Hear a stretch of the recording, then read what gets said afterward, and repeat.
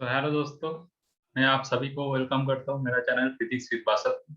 आज हम लोग को न्यूमेरिकल सॉल्व करेंगे ऑन काइनेमेटिक्स। ठीक है, this is the part 1 numerical session I am presenting to you. Next part में हम लोग कवर करेंगे कुछ और न्यूमेरिकल्स। तो ये सब न्यूमेरिकल बेसिकली इंपॉर्टेंट है with respect to your JEE preparation, so you can get some idea regarding the types of the form. तो ये देखो, हमारा पहला क्वेश्चन है क्या, in 1 second a particle goes from point A to point B moving in a semicircle. Okay, point A से point B पे गया, moving in a semicircle. The magnitude of average velocity is given by which of the following options?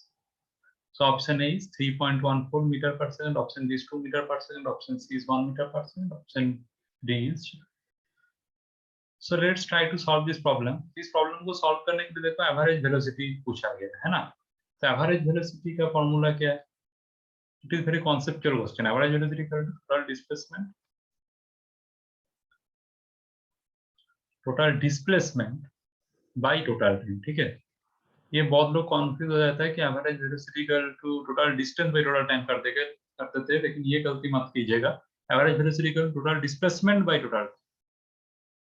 Now here total displacement is what is diametrical distance between A and B. A से B में कौन सा path में हो गया है displacement. अगर calculate करोगे तो displacement is the difference between the final position and initial position. ये क्या है, फाइनल और इनिशियल के बीच में जो लिनियर डिस्टेंस है, शॉर्टेस्ट डिस्टेंस है, डायमीटर ए बी। तो ए बी का जो डायमेट्रिकल लेंथ है divide by total time taken. Time taken कितना है 1 सेकंड। अब ए बी का डायमेट्रिकल लेंथ कितना है, देखो 2 मीटर होगा क्योंकि रेडियस 1 मीटर दिया हुआ है। तो 2 बाई 1 इक्वल टू 2 मीटर पर सेकंड। ये हो जाएगा एवरेज वेलोसिटी। तो option B is the correct answer. अब नेक्स्ट देखो, नेक्स्ट बोला है particle is moving in speed v equal to b root x along positive x axis. Calculate the speed of the particle at time t equal to tau. ठीक है, तो velocity कितना दिया है d root x। अब देखो acceleration का formula क्या है, एक्सीलरेशन हम लोग कैसे फाइंड कर सकते हैं। Acceleration equal to a equal to v into dv dx लिख सकते हैं। x क्या है displacement, v is a constant, v is velocity, v dv dx लिख सकते हैं कि नहीं बोलो। क्यों लिख सकते हैं, क्योंकि acceleration equal to dv dt। और dv dt क्या हो जाता है, dv dx अगर बेस चेंज करोगे तो इनटू dx dt। अब dx dt क्या है वेलोसिटी, तो इसको लिख सकते हैं dv dx इनटू v, मतलब v इनटू dv dx, वही मैंने लिखा है। So here acceleration a equal to v into dv dx, मतलब b root x into dv dx मतलब क्या dv dx of b root x। So ये तुम सॉल्व करोगे तो आ जाएगा b root x into v into 1 by 2 root x equal to b square by 2। तो ये आ गया हम लोग का एक्सीलरेशन। अब बोला कि assume that the particle is at origin at time t equal to 0। तो ये जो इंफॉर्मेशन है particle is at origin at time t equal to 0, it means at t equal to 0 x equal to 0, therefore v equal to b root x equal to 0 लिख सकते हैं। मतलब initially particle was at rest, यही बोलने का मतलब है कि initially particle was at rest. therefore the final velocity after time t, after time tau, final velocity v final equal to क्या आएगा 0 plus a into t, मतलब tau, मतलब b square by 2 tau। Option B will be the correct answer. ठीक है, अब तुम लोग को समझ में आ रहा होगा। नंबर सी देखो, a ball is thrown upward with an initial velocity v0 from the surface of that the motion of the ball is affected by the drag force equal to m gamma v square time taken by the ball to rise to the zenith. Zenith मतलब maximum height. तो एक ball को हम लोगों ने project किया है with velocity v0। तो v0 वेलोसिटी ये बॉल को हम लोगों ने प्रोजेक्ट किया है। अब बॉल जब ऊपर जा रहा होगा, मोशन ऊपर की तरफ है, तो बॉल का वेट तो नीचे काम करेगा ना mg, and the drag force will also act downward against the motion. Drag force will also act downward against the motion equal to m gamma v square. तो द इफेक्टिव फोर्स कितना हो जाएगा, effective force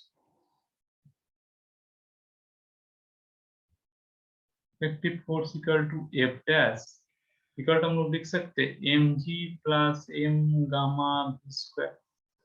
this is the effective force on the ball, mg plus m gamma v square. एक है उसका wait और दूसरा drag force. एक है उसका वेट कंपोनेंट, दूसरा ड्रैग फोर्स। देखो इसको हम लोग थोड़ा इस तरीके से सॉल्व करते हैं। Since F dash equal to M G plus M gamma v square, from Newton second law of motion F equal to mass into acceleration, हम लिख सकते हैं M dv dt equal to M G plus M gamma v square. तो M तो cancel हो जाएगा, तो dv dt क्या आ जाएगा, G plus gamma v square. Now अब देखो इस केस में क्या हो रहा है, बॉल का मोशन तो ऊपर की तरफ हो रहा है ना। अब मैक्सिमम हाइट में जब वो जाएगा, धीरे धीरे जब वो मैक्सिमम हाइट पे रीच करेगा, मैक्सिमम हाइट पे velocity will be zero, final velocity zero हो जाएगा मैक्सिमम हाइट में जाने के बाद। तो डीवीडीटी नेगेटिव है, नेगेटिव है, therefore minus d v dt equal to g plus gamma v square. अब हमने इसको v को एक तरफ लाएंगे, t को अलग दूसरी तरफ ले जाएंगे और इंटीग्रेट कर देंगे। तो फिर हम लोग लिख सकते हैं minus integration dv by g plus gamma v square equal to dt integration. अब ये कौन सा टाइम से, time t equal to zero से, मान लो t टाइम वो मैक्सिमम हाइट में गया, t is the time taken by the ball to reach the maximum height. तो टाइम t इक्वल टू जब जीरो था तब वेलोसिटी कितना था, v0, और मैक्सिमम हाइट में तब वेलोसिटी क्या आ जाएगा, जीरो हो जाएगा। तो इसी इंटीग्रेशन को हम लोग आगे बढ़ाते हैं दोस्तों। तो आगे बढ़ाने के बाद हम लोग देखेंगे minus integration v0 to zero dv by integration dt from zero to t। तो हम बोल सकते हैं t equal to integration zero to v0 dv by g plus gamma v square. दोनों बोल सकते हैं, वन बाई गामा कॉमन ले लेंगे हम लोग, वन बाई गामा कॉमन ले लेते हैं, integration zero to v0 dv by one by gamma अगर कॉमन ले तो ये गामा जी प्लस, सॉरी इसमें इसमें थोड़ा सा गलती हो गई, इसमें गामा कॉमन ले लो, ठीक है, G by gamma plus v square. Now it is correct. हम लोग इसको लिख सकते हैं therefore t is equal to one by gamma integration zero to v0 dv by G by gamma plus v square. अब देखो एक इंटीग्रेशन का फॉर्मूला हम लोग जानते हैं, integration one dx by A square plus X square it is equal to, ये standard integral है, integration dx by A square plus equal to one by A tan inverse x by A, tan inverse x by A. तो इस case में हम लोग अगर इसी formula को हम लोग इधर यूज करेंगे तो हम लोग लिख सकते हैं वन बाई गामा इंटू ये क्या हो जाएगा, वन बाई ए मतलब gamma by G, gamma by जी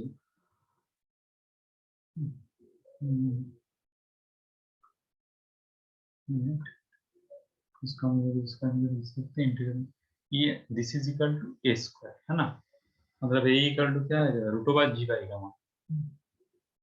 तो one by root over G by gamma tan inverse x by A, x मतलब क्या, v बाई ए, ये मतलब है root over G by gamma. Velocity zero से v zero तक, ये हो जाएगा t equal to one by gamma into ये हो जाएगा root gamma by root G into tan inverse, ये हो जाएगा v zero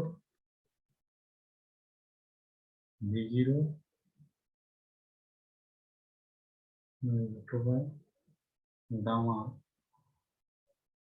by root over G. Okay, so इसका अगर हम लोग सॉल्व करेंगे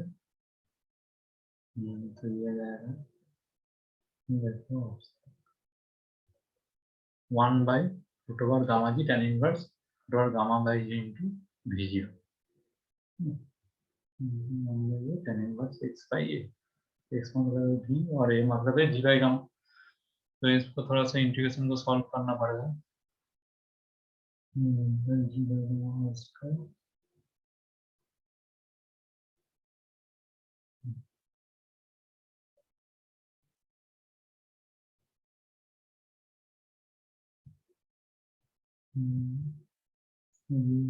इसका जी।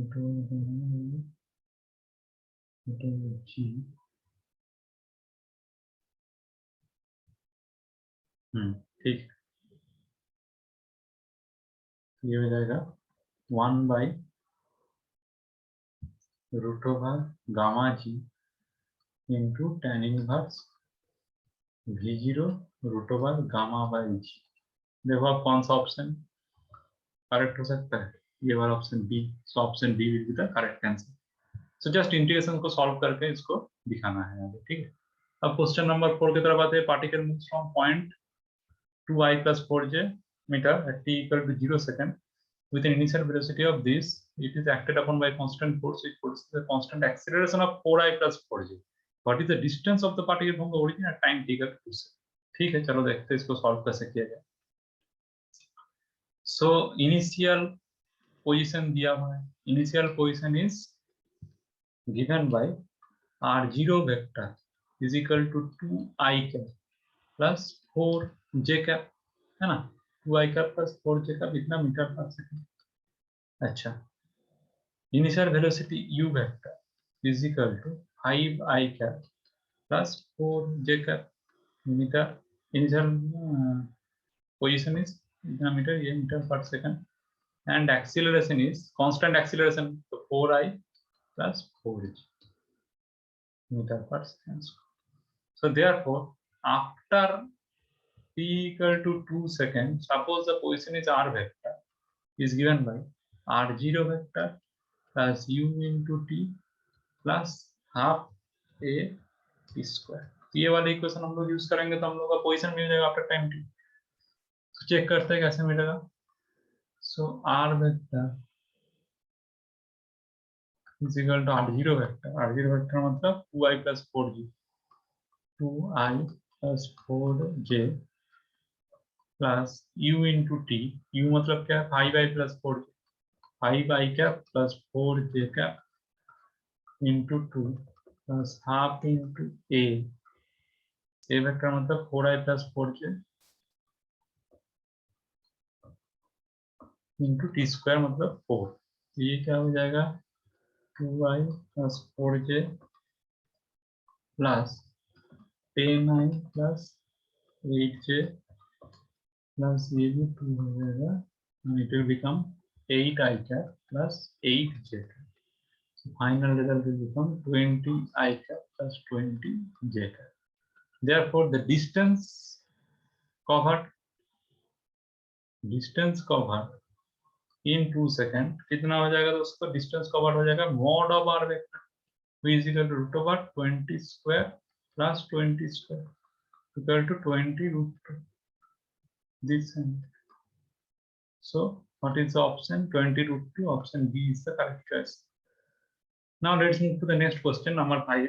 Suppose a car in a car race on a straight path, car A takes a time t less than the car B at the finish point and passes finishing point with a speed v more than that of the car B.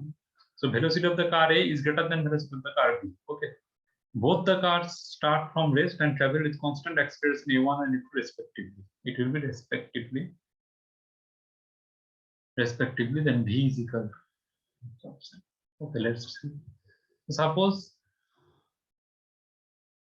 this is the initial position, starting position, and suppose this is the finishing position. It is the finish point, and the distance between the starting position and the initial position is x. Now, for both the cars, initial velocity is 0 at time t equal to 0.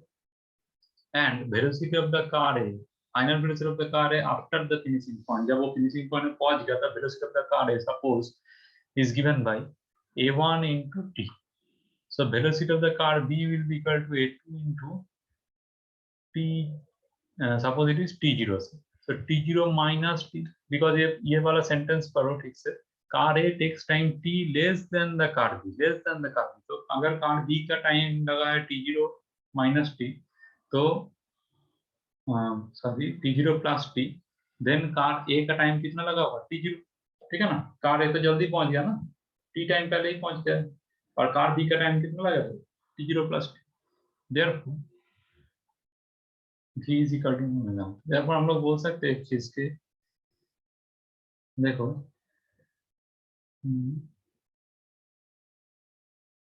v equal to va minus vb, बोला ना speed v more than that of the car. Car A का speed कितना है, v more than the car, तो v is the difference between velocity of the car A minus velocity of the car, which is va minus vb equal to a1 into t0 minus a2 into t0 plus t. It is given by a1 minus a2 into t0 minus a2 into t. Suppose this is our equation 1. Suppose this is our equation 1. So v equal to this. This is our equation 1. Now again हम लोग इसी question में हम लोग लिख सकते हैं x इक्वल to distance covered by the car है, क्योंकि स्टार्टिंग और फिनिशिंग पोजीशन में डिस्टेंस तो सेम रहेगा दोनों के बीच में, equal to distance covered by the car b। Now distance covered by the car a कितना हो जाएगा, u तो 0 है तो हाफ a t स्क्वायर, मतलब half a1 into t0 square, and distance covered by the car b equal to half a2 into t0 plus t whole square। Now since SA equal to SB, therefore हम लोग बोल सकते हैं half a1 into t0 square equal to half a2 into t0 plus t whole square। तो half half तो दोनों तरफ cancel हो जाएगा, तो अभी हम लोग लिख सकते हैं a1 into t0 square equal to a2 into t0 plus t whole square। Performing square root on both side, अगर दोनों साइड में हम लोग अभी स्क्वायर रूट कर देंगे, square root on both side, क्या मिलेगा देखो, root over a1 into t0 equal to root over a2 into t0 plus t का वैल्यू को अलग कर लो इसमें से, किया जाएगा t0 into root over a1 minus root over a2 is equal to root over a2 into t।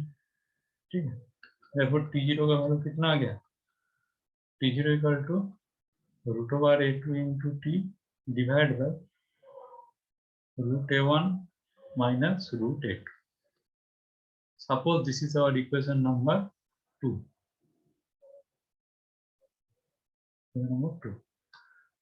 अब फर्स्ट इक्वेशन में देखो v इक्वल टू कितना था, a1 minus a2 into t0 minus a2 into t। तो इसी equation में t0 को तुम सब्स्टिट्यूट कर दो, therefore v इक्वल टू कितना था, a1 minus a2 into t0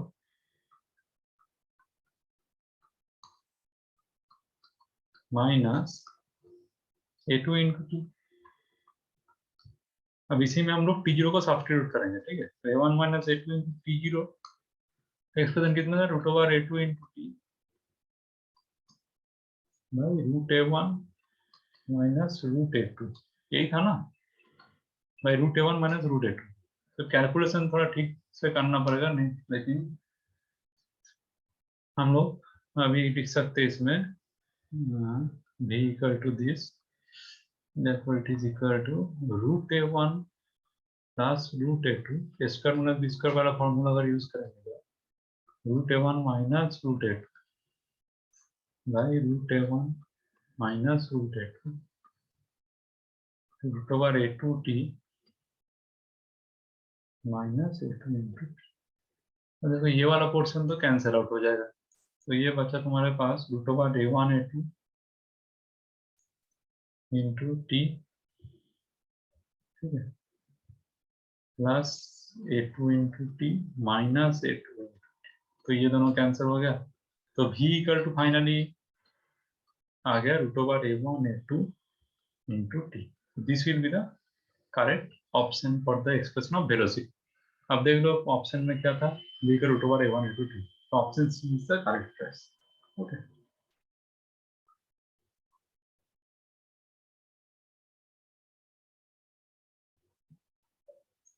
next question देखो, from the top of a tower of height h a particle is thrown vertically upward with velocity u। ठीक है, तो मान लो ये ग्राउंड लेवल है, this is our ground level and this is the tower of height h। अब इधर से पार्टिकल को हम लोगों ने अपवर्ड प्रोजेक्ट किया with velocity u, time taken by the particle to reach the ground is n times that the time taken to reach the highest point। तो पहले तो बोलो कि हाईएस्ट पॉइंट में जब ये जाएगा, हाईएस्ट पॉइंट में ये पार्टिकल ऐसे जाएगा, फिर घूम के ऐसे आएगा, है ना? हाईएस्ट पॉइंट पे जाने के बाद ऐसे आएगा। तो लेट t1 is the time taken to reach maximum height। Maximum height जाने में टाइम लगा t1। therefore t1 को हम लोग लिख सकते हैं u/g। ये हम लोग जानते हैं कि मैक्सिमम हाइट में जाने के लिए, मैक्सिमम हाइट में जाने के बाद वेलोसिटी कितना हो जाता है, 0 हो जाता है। तो टाइम टेकन कितना लग जाएगा फिर u/g। ठीक है, तो t1 equal to u/g। Now if t2 be the time taken to reach the ground, अब इस केस में दोस्तों याद रखना कि जब भी कोई एक सर्टेन हाइट ऊपर से हम लोग कोई पार्टिकल को प्रोजेक्ट करेंगे और वो जब नीचे आएगा, then the displacement time relation is always given by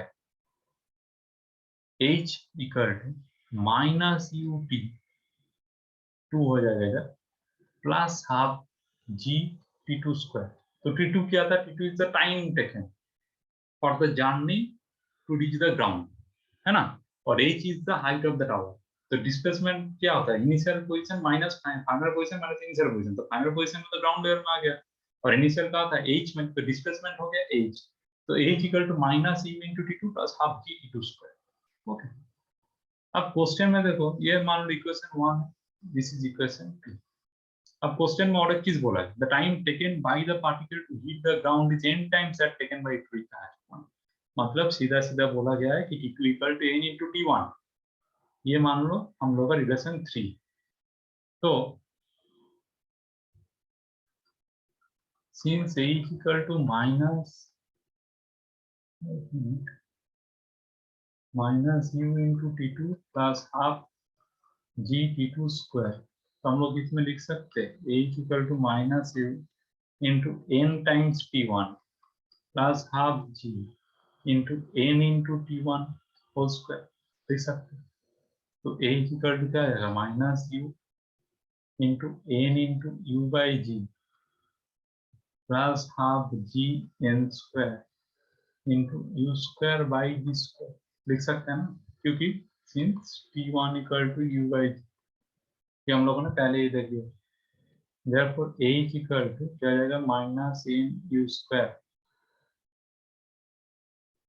by g plus n square u square by 2g। अब multiplying both sides by 2g, we can have 2g capital H equal to ये क्या जाएगा, देखो minus 2n u square plus n square u square. इसमें से हम लोग लिख सकते हैं 2g capital H is equal n u common ले लो, it will become n square अगर कॉमन ले लेंगे n minus 2। So this will be the final expression relating the height of the tower and the initial velocity u। अब देखो कौन सा option सही हो सकता है इसमें से, 2g equal to n square into n minus 2। So option C is the correct. ठीक है, तो इसी तरीके से प्रॉब्लम को सॉल्व करना है, बहुत ही आसान तरीका है, आप लोग प्रैक्टिस कीजिए तो हो जाएगा। ये देखिए एक multiple choice multiple correct option के बारे में एक सवाल पूछा गया था, जेईई मेन का ही था ये भी। The position R vector of a particle of mass m is given by the following equation, where alpha is 10/3 metre पर second cube, beta is 5/2 metre पर सेकंड स्क्वायर। ये दोनों कांस्टेंट पैरामीटर है, m is equal to 0.1 दे दिया, t equal to 1 second cube तो for instance correct. तो position क्या था, r of t is equal to alpha t cube i cap plus beta t square j cap. Therefore हम लोग बोल सकते हैं velocity vector is given by dr dt, rate of change of position vector with respect to time. ये क्या जाएगा 3 alpha t square i cap plus 2 beta t j cap. Therefore at t equal to 1 second velocity vector कितना हो जाएगा, देखिए 3 into 10/3 i cap plus 2 into 5 j cap. So it will become 10 I cap plus 10 j cap. So first option पे तो velocity vector यही दिया हुआ है, तो this is correct choice, this is correct. अब देखिए एंगुलर मोमेंटम लिखूंगा। So angular momentum L is defined as moment of linear momentum. अगर आप लोगों ने रोटेशनल मैकेनिक्स पढ़े हैं तो आप लोगों को पता होगा कि एंगुलर मोमेंटम क्या होता है, moment of linear momentum. Linear momentum को अगर हम लोग P से डिनोट करेंगे then L equal to R cross P, जिसमें R क्रॉस mv, ठीक है ना। इसको हम लोग लिख सकते हैं R क्रॉस m कितना है 0.1 इंटू v कितना था, देखिए जी एकदम मैं डायरेक्ट लिख रहा हूँ after t equal to 1 second में लिख रहा हूँ v का वैल्यू कितना था 10i plus 10 10i cap plus 10 j cap. So r का वैल्यू कितना हो जाएगा, r था आपका पास alpha T cube plus beta T square, alpha T cube I cap plus beta T square J cap cross, ये क्रॉस है ठीक है, cross I cap plus J cap, ये हो जाएगा 10/3 I cap plus 5 J cap. T तो 1 है, alpha beta का वैल्यू पुट कर दिया हम लोगों ने, आई कैप प्लस जे कैप। अब इसमें देखिए दोनों वेक्टर का हम लोग क्रॉस प्रोडक्ट कर रहे हैं, दोनों वेक्टर का क्रॉस प्रोडक्ट, ठीक है ना। जब भी हम लोग दोनों वेक्टर का क्रॉस प्रोडक्ट करेंगे देन एक चीज याद रखिएगा, आई क्रॉस आई तो हमेशा जीरो होता है, जे क्रॉस जे भी जीरो होता है, के क्रॉस के भी जीरो होता है। लेकिन अगर आई कैप क्रॉस हम लोग ऐसे एंटी क्लॉकवाइज जब हम लोग आएंगे आई कैप क्रॉस जे कैप करेंगे तो हम लोग को क्या मिलेगा, के कैप मिलेगा। सिमिलरली के कैप क्रॉस आई कैप करेंगे तो हम लोग को जे कैप मिलेगा। और अगर हम लोग उल्टा जाएंगे मतलब जे कैप क्रॉस आई कैप करेंगे तो माइनस के कैप मिलेगा, ठीक है। तो this is the rule for cross product. इसी को हम लोग अप्लाई करते थे, तो 10 10/3 आई कैप और आई कैप को अगर मल्टीप्लाई करेंगे तो ये जीरो हो जाएगा क्रॉस मल्टीप्लिकेशन। अब 10/3 आई के साथ हम लोग सिर्फ जे को मल्टीप्लाई कर सकते हैं, तो क्या मिलेगा हम लोग को 10/3 आई क्रॉस जे करेंगे तो क्या आता है, के क्या आता है, तो प्लस के। अब देखिए 5 जे के साथ भी ये हो सकता है, तो 5 इंटू जे क्रॉस आई करेंगे तब उल्टा जा रहा है, तब क्या मिलेगा माइनस के, क्या माइनस के, ठीक है। तो ये हो जाएगा 5 इंटू माइनस के, ये फाइनली क्या है -5/3 ठीक है। तो एंगुलर मोमेंटम तो इतना है -5 प्लस 5/3 क्या है, ऑप्शन में क्या था +5/3, तो this option is incorrect, this option is incorrect. अब देखिए फोर्स के बारे में पूछा है, फोर्स में हम लोग लिख सकते हैं F vector equal to M into d v vector by D T vector, है ना। मतलब एम इंटू वी का एक्सप्रेशन क्या था 3 alpha T square I plus 2 B T D D T of, लिख देता हूँ मैं एक बार 3 alpha T square I cap plus 2 beta T J cap, है ना। ये हो जाएगा M into 6 alpha T I cap plus 2 beta J cap. तो वैल्यूज पुट कर देते हैं हम लोग at T equal to 1 second, F vector is given by 0.1 into 6 into 10/3 I cap plus 2 into 5 J cap। ये हो जाएगा 0.1 into 20 I cap plus 10 J cap। So it eventually comes as 2 I cap plus J cap। लेकिन option में क्या था देखिए I cap plus 2 J cap, तो ये तो गलत हो गया, ये ऑप्शन गलत है। अब टॉर्क के बारे में पूछे, तो टॉर्क को हम लोग क्या बोल सकते हैं, एक बार इस फोर्स का एक्सप्रेशन हम लोग याद कीजिएगा, F vector equal to 2i plus J cap आया, ठीक है ना।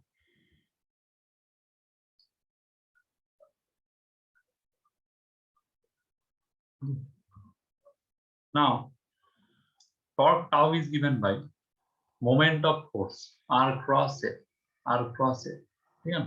अब आर क्रॉस एफ करेंगे तो क्या हो जाएगा, आर कितना था, आर है, अब at T equal to 1 second हम लोग कर रहे हैं, at T equal to 1 second R vector कितना है, R vector is given by alpha T cube plus beta T square, alpha T cube I R plus beta T square J का, मतलब 10/3 I cap plus beta is equal to 5 J, therefore tau vector is given by r cross f। तो r vector आपके पास ये है, f vector हम लोगों ने पहले ही निकाल लिया, तो ये टाउ क्या हो जाएगा, equal to 10/3 I cap plus 5 J cap cross 2 I cap plus J cap. फिर से क्रॉस प्रोडक्ट का रूल आप लोग यूज कीजिए, तो 10/3 आई के साथ आई तो नहीं होगा, आई के साथ जे होगा, तो ये हो जाएगा 10/3 के कैप प्लस ये हो जाएगा 5 इंटू माइनस के कैप, क्योंकि जे क्रॉस आई कर देंगे -20/3 के cap, it will be torque -20/3 kg. So option D is correct. So option A and option D are the correct. This is a multiple choice question, multiple correct choice हो सकता है इसमें से, ये आप लोगों को देख के करना होगा एग्जाम में, ठीक है। लेकिन जो है कि फॉर्मूला इसी को पुट करना, और इसमें मेनली वेक्टर का एप्लीकेशन था, ये आप लोग समझ चुके होंगे। So let's move to our next question. It is very simple. देखिए, the stream of a river is flowing with a speed of 2 km/h. A swimmer can swim at speed of 4 km/h. What should be the direction of the swimmer with respect to the flow of river? With respect to the flow of river, ये चीज देखिएगा ध्यान से। To cross the river straight. अब मान लीजिए ये हम लोगों का जो रिवर बेड है इस तरीके से, and the velocity of the river is given by VR equal to 2 km/h. अब स्विमर कितना एंगल से स्विम करेगा ताकि the absolute velocity of the swimmer is perpendicular to the flow of the river, ठीक है ना। तो मान लीजिए कोई भी एंगल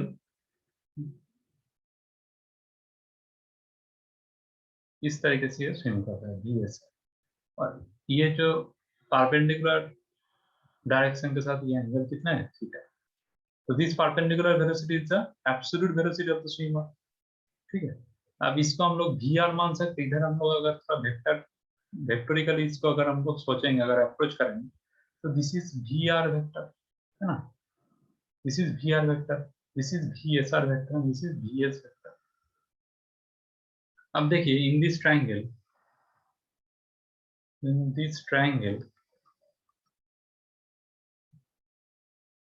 क्या आ रहा है, sine theta is equal to perpendicular by hypotenuse VR by VSR लिख सकते हैं, इक्वल टू VR कितना आ जाएगा 2 बाई VSR मतलब 4 इक्वल टू हाफ। देखो थीटा कितना हो रहा है, theta is equal to 30 degree. लेकिन क्वेश्चन में क्या पूछा है, what should be the direction of the swimmer with respect to the flow of the river. Flow of the river के साथ इसका डायरेक्शन कितना होगा, तो इसको और एक्सपेंड कर दीजिए। तो ये वाला जो एंगल है, ये वाला एंगल, ये आपको फाइंड आउट करना है with respect to the flow of the river, swimmer का एंगल कितना होना चाहिए।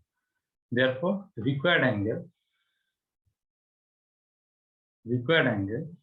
Equal to theta plus 90 degree, theta plus 90 degree, है ना।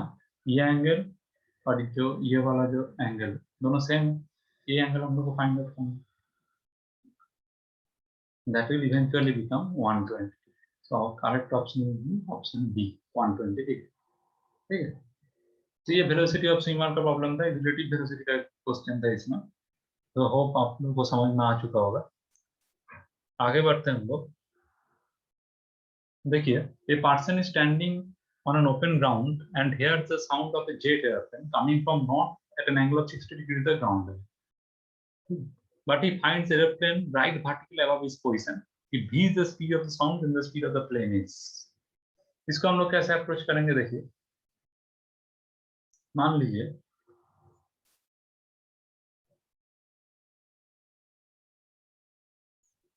This is north direction, this south.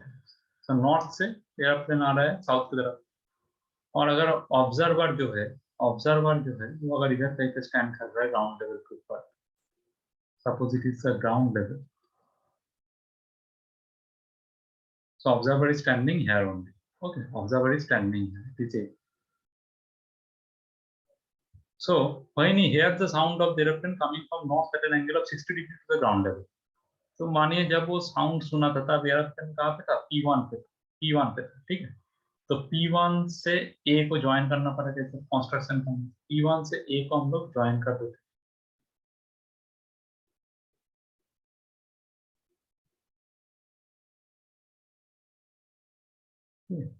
P1 से हम लोगों ने A को ज्वाइन कर दिया।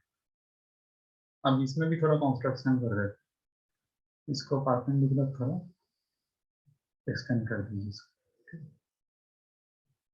तो ये एंगल कितना दिया हुआ है, 60 डिग्री, ये एंगल है 60 डिग्री, है ना, एट एन एंगल 60 डिग्री तो ग्राउंड लेवल।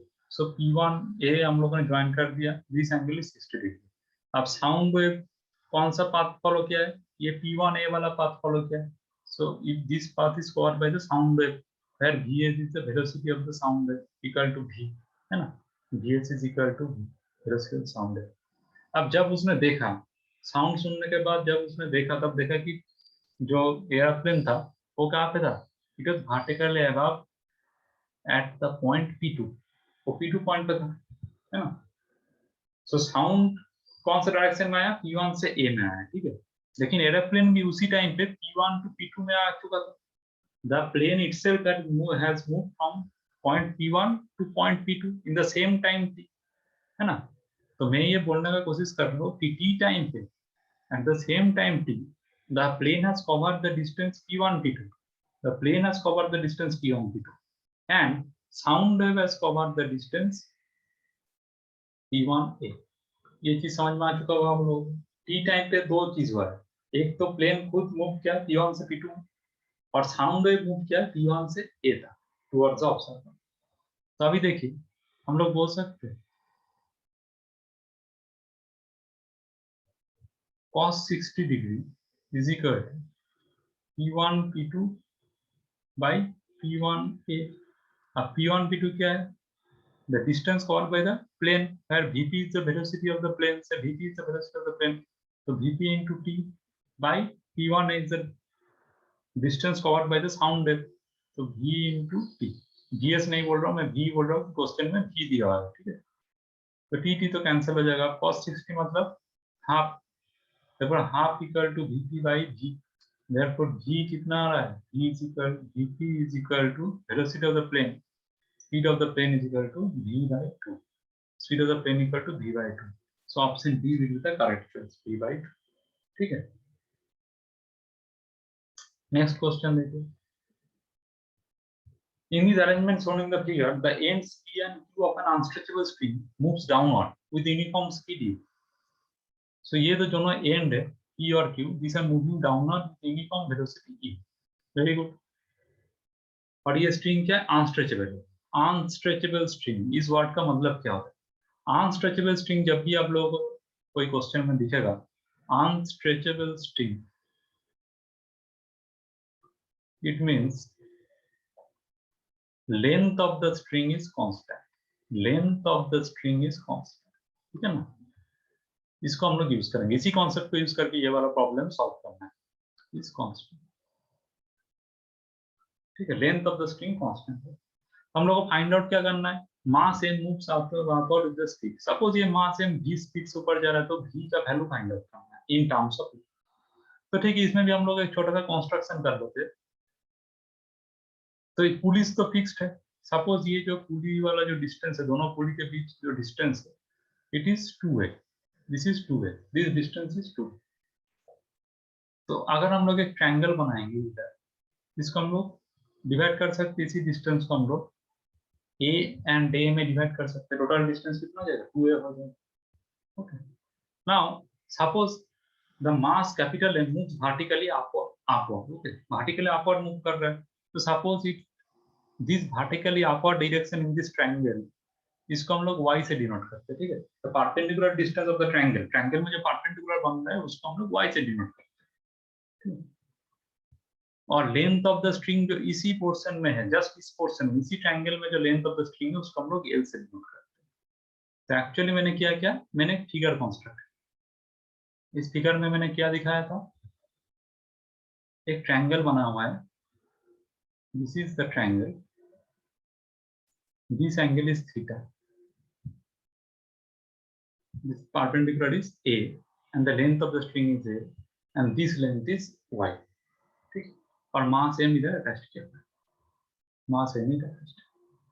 अब बोलो लेंथ ऑफ द स्ट्रिंग तो कांस्टेंट, तो total length of the string is constant, but जब भी ये p पॉइंट p जो है ये अब डाउनवर्ड आने का कोशिश करेगा, p जब नीचे आएगा डाउनवर्ड आएगा, क्योंकि ये तो पूरी के साथ अटैच किया है, तो p जब डाउनवर्ड आएगा तो ये l का भी चेंज होगा, l जो पैरामीटर है ये भी चेंज होगा with respect to time. Therefore हम लोग बोल सकते हैं कि dl dt is equal to velocity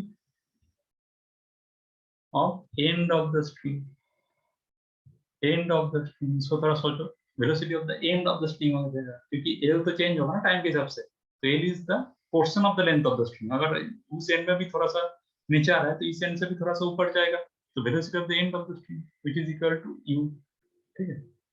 और बोलो dy dt, इसको हम लोग बोल सकते हैं कि dy dt is the velocity of mass capital M, क्योंकि डिस्टेंस कितना है, कैपिटल y है टोटल डिस्टेंस ऊपर जाने के लिए, तो dy by dt is the velocity of the mass capital M, है ना। अब इस ट्रायंगल को तुम देखो, इस ट्रायंगल से हम लोग बोल सकते हैं from this triangle we can say L square equal to a square plus y square by Pythagoras theorem। इसी में a क्या है, a is constant क्योंकि pulleys are fixed, the differentiating both sides with respect to time, we have twice a into dl dt equal to 0 plus twice y into dy dt। इसी से हम लोग बोल सकते, देखो dy dt ये क्या हो जाएगा, dl dt y by l, है ना। अब ट्रायंगल का सतह, दिस वाज द ट्रायंगल, ये था a, ये y, ये l and it was theta. अब y by l मतलब क्या, y by l is base by hypotenuse cos theta, y by l is cos theta, y by l is cos theta, ये हो जाएगा dl by dt by cos theta। अब dy dt is the velocity of the mass capital M, dl dt is the velocity of the end point of the string u by cos theta, so v will be u by cos theta। देखो कौन सा option match कर रहा है, v equal to u by cos theta में, option B, so option B will be the correct answer. तो इस video में हम लोग कुछ प्रॉब्लम सॉल्व किए based on the fundamental concept of kinematics, और आप लोग प्रैक्टिस कीजिए, अगर कुछ डाउट होता है तो please comment in section below, okay, and like my video if you find it useful for you, and we will again meet our next session on further problems and theoretical concept of physics, and so stay tuned and take care all of you, okay, thank you so much, thank you।